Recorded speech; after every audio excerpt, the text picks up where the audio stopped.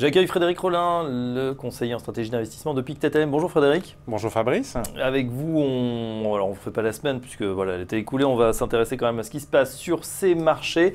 Et c'est vrai qu'au cours des deux dernières semaines, on a eu beaucoup d'informations du côté des banques centrales, notamment BCE d'abord, Fed ensuite, plus Banque d'Angleterre, Banque nationale suisse, Banque du Japon. Qu'est-ce qu'on peut tirer comme enseignement de ces différents épisodes de banque centrale, Frédéric? Alors on va commencer par la Fed. C'est probablement la plus honneur. importante. Voilà. D'une part, la Fed a, je dirais, surpris puisque d'ordinaire, finalement, la Fed constate voilà, les données économiques et ajuste effectivement son discours en fonction des données économiques. On dit qu'elle est dépendante des données économiques.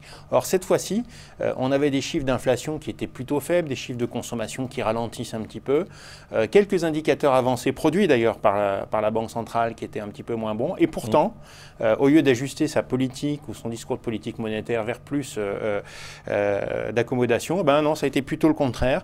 Elle s'est montrée plutôt sévère. Alors elle a monté ses taux, bien sûr, mais surtout, elle a effectivement établi un discours selon lequel elle va réduire très probablement son bilan de façon relativement énergique et ça commencera en toute probabilité avant la fin de l'année.